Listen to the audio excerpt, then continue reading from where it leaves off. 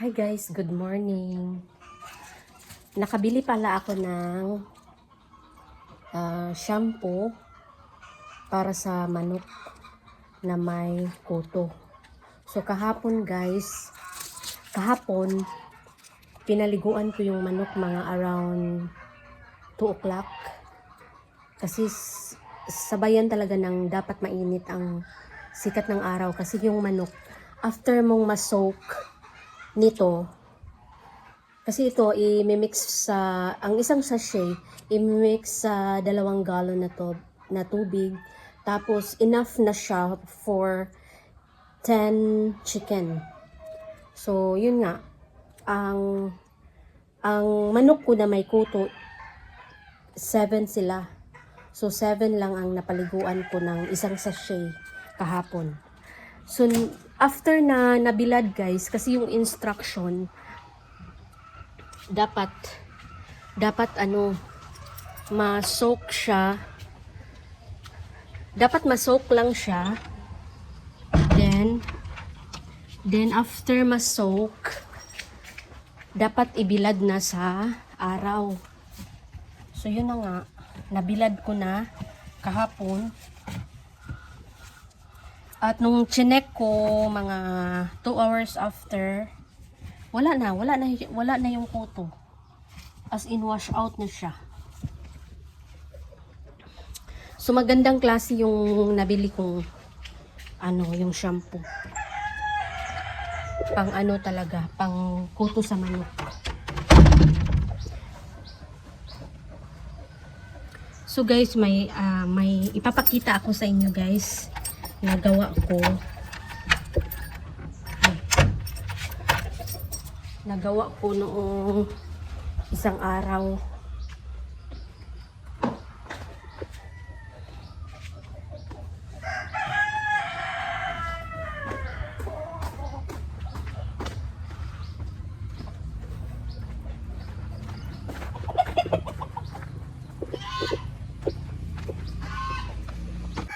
Itong na to guys, gawa ko na garden, ano bang tawag, bed or basta ito yung transferan ng kamatis.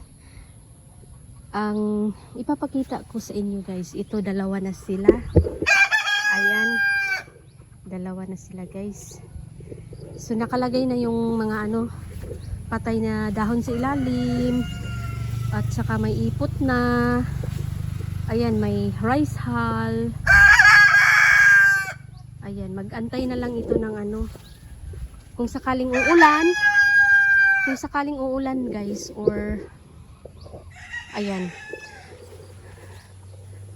guys. So nagamit ko yung coconut husk. At gagawa ulit ako din sa may gilid.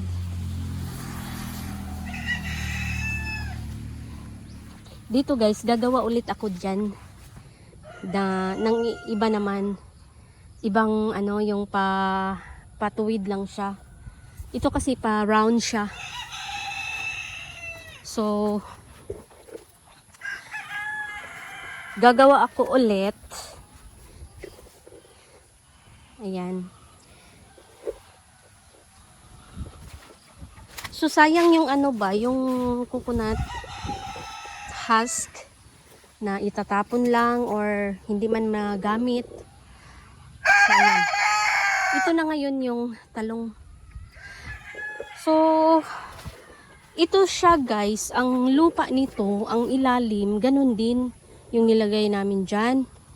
Yung mga patay na dahon, mga winalis sa bakuran. Ayan.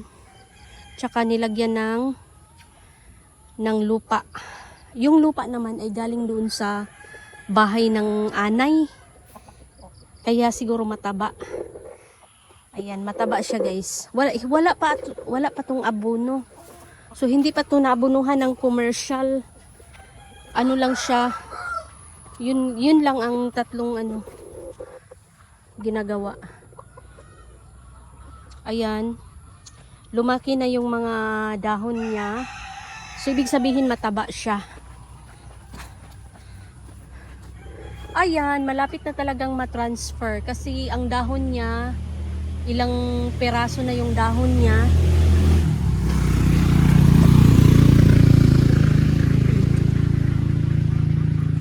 Kailangan maalagaan talaga yan kasi tuwing tanghali guys, napakainit din eh. Ayan, at itong mga nilagay na trap din eh, insect trap. Ayan, maraming na-trap. Sana yung mga steam borer na sumira ng mga bunga din ay isa sa mga pumasok dito. So, yan. Ay! Ay! Ayaw mo pag-away diri. Hoy, mga manok. Ayaw mo pag-away diri. So, yan yung kinuwento ko, guys, na pinalaguan ko ng wash out shampoo para sa kanilang mga kuto. Ayan, mga manok na yan.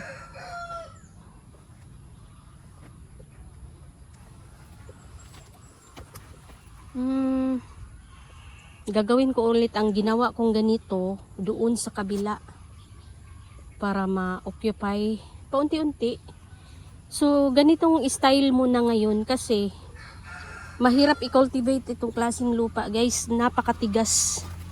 So hindi na lang siya, hindi na lang baguhin yung landscape niya or ganyan na lang siya. No, wala na lang gagawin kung hindi maghakot na lang ng mga lupa para dyan.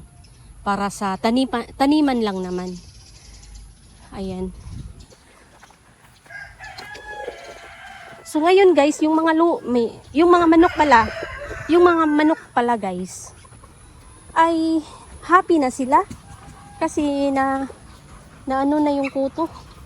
Wala na silang kuto wala na silang kuto. So ito guys, marami pa akong mga available na mga coconut husk. Ayan. Ano kayang klaseng tanim to?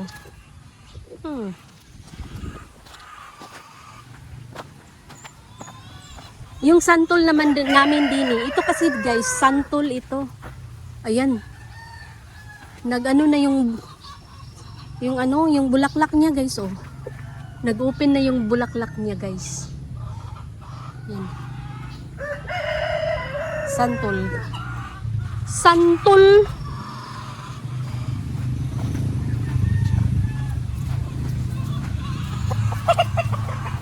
Pasensya na guys, itong parang madumi lang dito pero ito kasing nakasako na yan is mga ipot yan ng manok pero matagal na siya.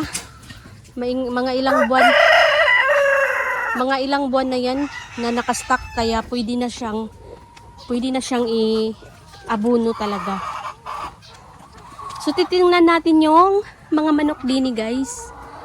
Ay, mga umiiyak na manok. I-check ko kung anong mga ginagawa nila. Hi! Ayan, nangitlog na sila guys. Oh. Daming itlog. Oh. So itong mga cobwebs. Ang cobwebs na yan, lagi kong tinatanggal, bumabalik talaga. Kasi nandyan si spider. So itong grupo na to, hindi pa siya umitlog. Wala pa. Ano pa kasi, alas 8 pa lang. Pero dito sa taas, ayan, nakaitlog na sila. Bait-baitan kayo ha? Bait-bait lang ha? Ay, mga bait-bait lang. So doon naman tayo sa kabila guys. Ayun, bakit kaya may nag-away doon?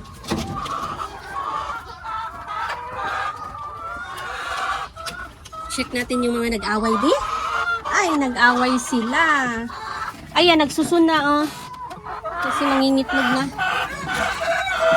Hindi pa naubos ang pagkain oh. Hindi pa naubos ang makapagkain. Ay. So okay na kayo din eh. Jesus. Ayan, mag-collect na tayo ng eggs. Hmm. Ang lalaki nga ng itlog ngayon. So, ibig sabihin, healthy sila, guys. Kasi malalaki yung egg nila. Ayan. Uy, ha! Bilog. Bilog siya, guys, oh. I mean, ano lang siya, oh. Ibang forma. Iba ang forma. Hmm.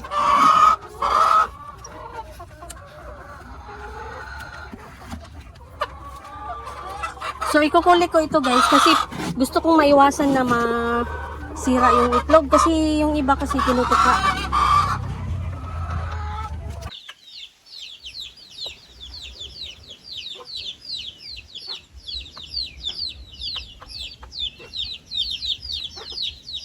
May magandang sisiw yung kulay niya. Puti at saka itim. Ano kaya pag lumaki yan? Para siyang zebra. Zebra. Yun. Ayun. Ayun siya, ayun. Lalaki pa naman siya.